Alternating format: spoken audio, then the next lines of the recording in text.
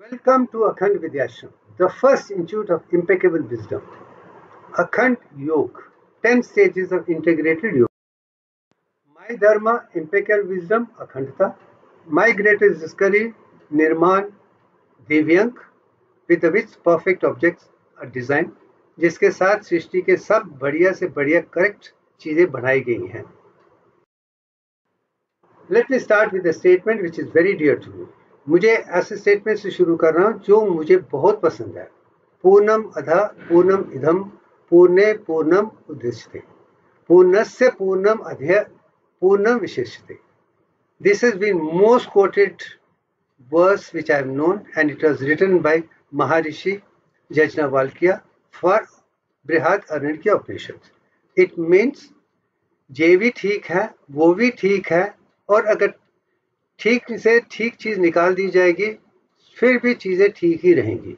मेरे कहने का तात्पर्य ये है, इस स्टेटमेंट में कहा है कि जो भी चीजें हैं वो संपूर्ण है, अच्छी हैं, उसमें कुछ भी करो वो अच्छी ही रहेंगी. यही मेरे जीवन का लक्ष्य है. अगर सब ठीक है तो मैं भी ठीक हूं, तो मुझे भी ठीक बन के सृष्टि को पूरी तरीके से समझना है. एंड अखंड योग जो पहली बार दुनिया के सामने पेश हो रहा है, इसका आधार ये श्लोक ही है. Now let's understand 10 stages of अखंड योग. फर्स्ट 8 स्टेजेस जो हैं वो पतंजलि योग सूत्र के साथ जुड़ी हुई हैं, कोई अंतर नहीं है. पतंजलि के अष्टांग योग में पहला योग है वो यमहास है. फर्स्ट नेम ऑफ 5 वर्चूज, जिसमें सत्य ट्रुथ, अहिंसा नॉन वायलेंस, असत्य नॉन स्टीलिंग, अभिग्रह नॉन एक्विजिटिवनेस, ब्रह्मचर्य ग्रेट कैरेक्टर. ये जो 5 वर्चूज हैं, सत्य बोलना, कोई लड़ाई नहीं करना, कोई चीज चोरी नहीं करना, और कोई चीज को जरूरत से ज्यादा नहीं रखना, और अपना कैरेक्टर दुनिया के सबसे बेहतरीन इंसान में हो, वही ब्रह्मचर्य है. जिसने ये समझा वो समझ लीजिए कि वो अपने इमोशंस या भावनाओं को अच्छे तरीके से समझ पाएगा. सेकंड, नियम्स. कौन से डिसिप्लिन हैं? फर्स्ट, सोच. अंदर भी शुद्धता होनी चाहिए और बाहर भी शुद्धता होनी चाहिए. संतोष होना चाहिए, हमारे पास जो भी है उसमें संतुष्ट रहना चाहिए. तपा आश्रित, तपस्या करनी चाहिए ताकि उसके आधार पे हमारी बॉडी की टेम्परेचर ऑप्टिमम हो और सारे फंक्शन बराबर हो. स्वाध्याय, सेल्फ स्टडी. हर चीज को ए से लेकर जेड तक पूरी संपूर्ण तरीके से, अ से लेकर अंत तक पूरा ऐसा समझना चाहिए ताकि आपको पूरा ज्ञान, विज्ञान, प्रज्ञान सभी पता हो. उसके आधार पे ही आप आगे बढ़ सकते हैं, नहीं बढ़ सकते हैं. आखिरी है ईश्वर प्राणी धना. हम जो हैं वो कुदरत की देन है. जैसे मैंने वीडियो में कहा था कि we are the greatest creation, custodians हैं और दुनिया को देखना चाहते हैं. हमारी इमेज ईश्वर की तरह है. जो ईश्वर है जिसने हमें बनाया है उसके प्रति हमारी बनी, उसके आधार पे भक्ति योग है, डिवाइन डिवोशन है, स्पिरिचुअल हेल्थ है. इसके लिए नियम का होना बहुत जरूरी है.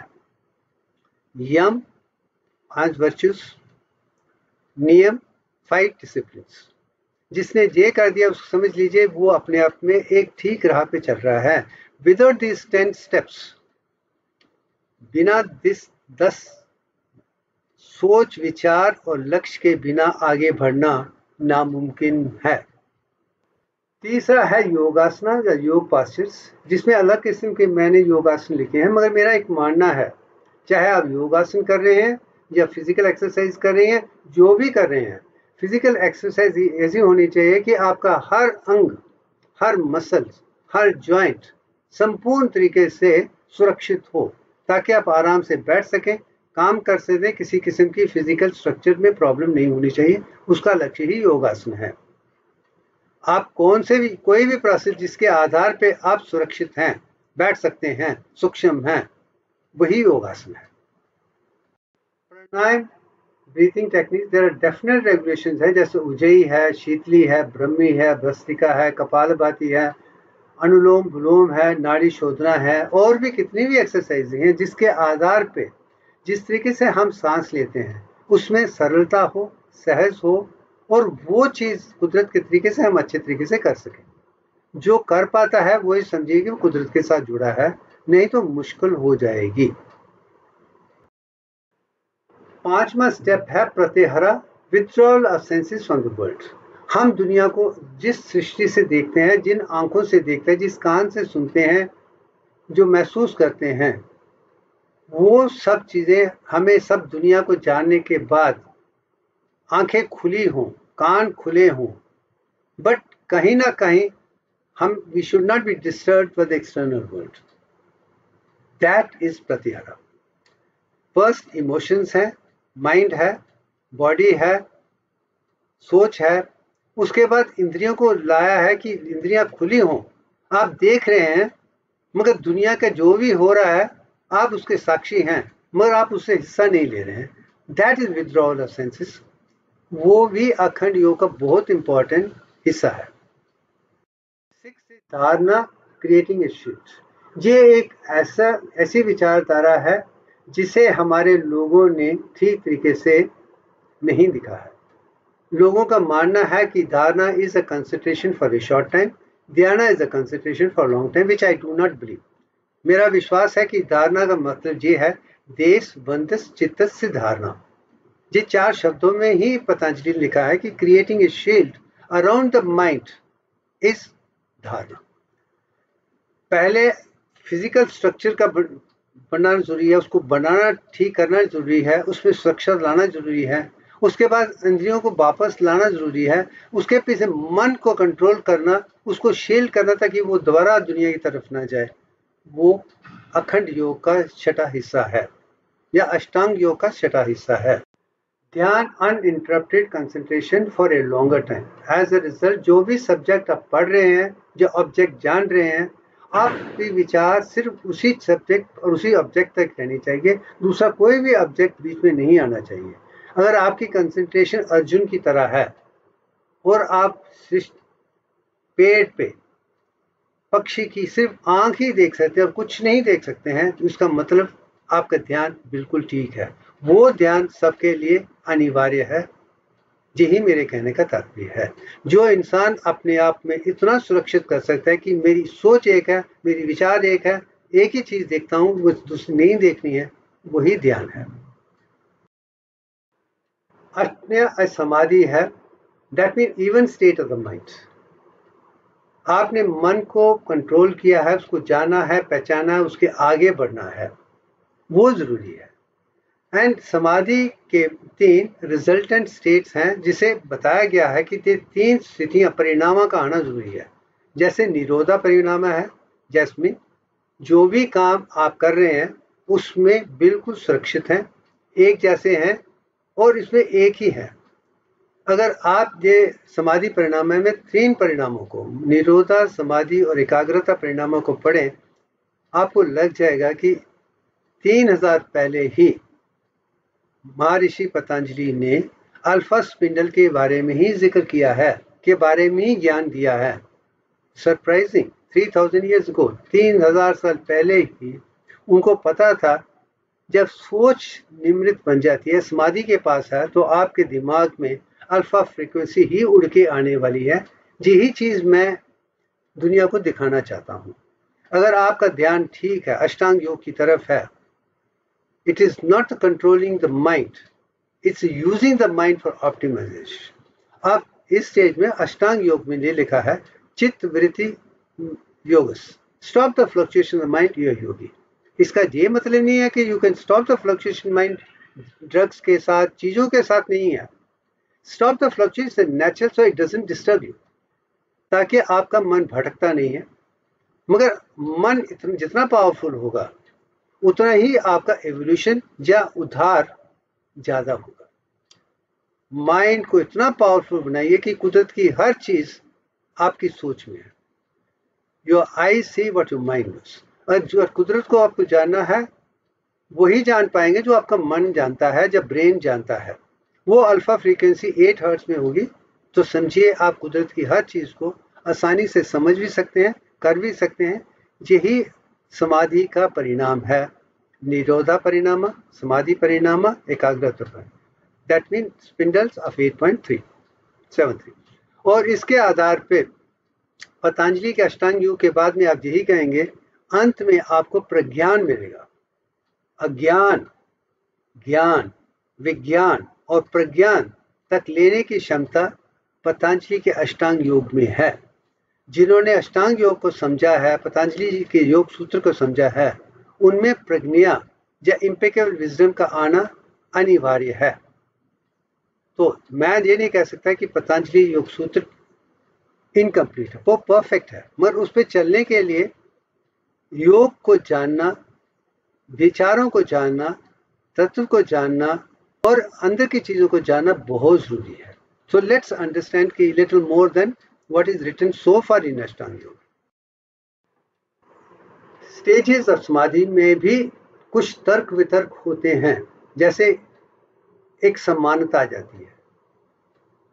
फर्स्ट विचारधारा जो समाधि के आने के बाद जो उभर के आती है, इस वितर्क संप्रज्ञता, कॉग्निशन विद रीजनिंग। आप जो भी सोच रहे हैं उसमें रीजनिंग होगी, कारण होगा, एंड वही इम्पेकेबल विजडम की तरफ ले जाएगा। जब तक कि आपको हर विचार हर तरीके से लेके एक विषय तक नहीं लेके आते हैं तो आप आगे नहीं बढ़ सकते हैं। तो तर्क वितर्क का होना, जानना अनजाना और निर्तर्क प्योर कॉन्शियस तक लाना is the first stage of समाधि विचारधाराओं में। उसके बाद सविचार और निर्विचार। पहली तर्क वितर्क है, सब्जेक्ट को लिया है, उसको समझ रहे हैं, कर रहे हैं। उसके बाद एक राइट थॉट आ जाना चाहिए। जब राइट थॉट आ जाएगा तो वो नो थॉट बन जाएगा, तो उसके बाद ही आप आगे जा सकते हैं, जिसे हम सविच समाधि, समाधि विद राइट सीट कहते हैं। और समाधि विद राइट सीट के बाद इसे अगले स्टेज पर निर्भीज समाधि, सीडलेस समाधि। उसमें आप even state of the mind सब कुछ जानते हैं। आपको इस विषय के बारे में जानने के क्योंकि सारे विषय आप जानते हैं। उसी को प्रज्ञान समाधि कहते हैं, डायरेक्ट इंट्यूशन कहते हैं, विजडम कहते हैं, एंड दैट इज व्हाट अष्टांग योग of Patanjali is all about. मैं इतना मानता हूं, अगर ये 8 स्टेजेस को आपने समझा है तो आप प्रज्ञान तक जा सकते हैं। मगर सवाल यही पैदा होता है, आपको प्रज्ञान तक लेके आ रहा है, उसके आगे कैसे जाना है, ये अष्टांग योग में नहीं है, ये मेरा मानना है। सो 8 स्टेजेस अखंड योग और पतंजलि योग सूत्र के सेम है, कोई दो विचारधारा नहीं है।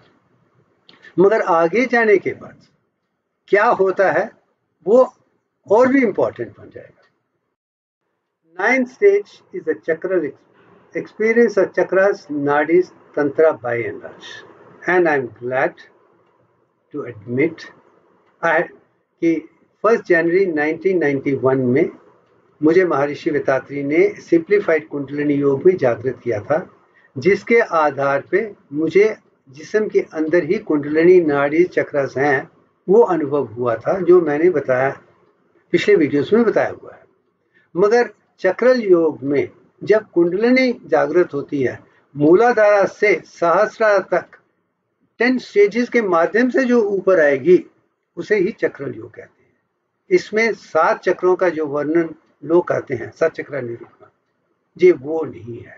ये मेरा अनुभव है कि 7 चक्र नहीं है, there are 10 plus chakras which are the core, जो endocrine gland system, autonomic ganglion के साथ जुड़े हुए हैं, जिसके आधार पे अनकॉन्शियस, सबकॉन्शियस, कॉन्शियस माइंड काम करता है और आपको सुरक्षित करता है। उसका जानना, पहचानना, बराबर बनाना अनिवार्य है। यही चक्रल योग है। ये अंदरूनी बात है, ये बाहर की बात नहीं है। जैसे मैंने अष्टांग योग में भी कहा कि मन को, इंद्रियों को, मन को, भावनाओं को अंदर लेके आना है।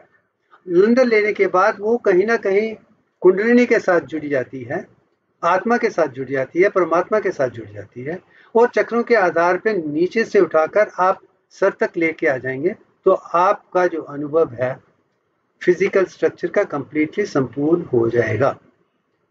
मगर इसमें भी कुंडलिनी वापस मूलाधार में आ सकती है जब आप प्राणायाम बंद कर देंगे, सोचना बंद कर देंगे, समझना बंद कर देंगे। अब इसको ये नीचे ना आए और आपको पूरा अनुभव हो, वहां पे आगे अगला स्टेप आता है अंतरयोग, द इंटरनलाइजेशन कुंडलिनी अंतरात्मा। ये अनुभव मुझे 1995 में हुआ था। 91 में मेरी इनिशिएशन हुई थी। 93 में मैंने कुंडलिनी योग का, चक्र योग का अनुभव किया था, और 95 में मैंने अंतरयोग का अनुभव किया था, जब कुंडलिनी ही मूलाधारा से, ब्रह्म ग्रंथि से होकर ब्रह्म नाड़ी में आकर वैकुंठ तक आ जाएगी, तो वो अंदर के बिल्कुल अंदरूनी हिस्से में आ जाएगी। जैसे ईड़ा पिंगला सुषुम्ना नाड़ी है, सुषुम्ना नाड़ी के अंदर वाणी नाड़ी है, उसके अंदर सूर्य नाड़ी है, उसके अंदर चंद्र नाड़ी है, उसके अंदर ब्रह्म नाड़ी है, वो ही वैकुंठ तक ले जाएगी। जब आपका कुंडलिनी जागृत होने के बाद, 10 चक्रों को पूर्ण करने के बाद, वो ब्रह्म नाड़ी के माध्यम से ब्रह्म ग्रंथि काटने के बाद ब्रह्म नाड़ी में आके वैकुंठ में आ जाएगी, तो आप जिस्म के बिल्कुल अंदरूनी हिस्से में हैं।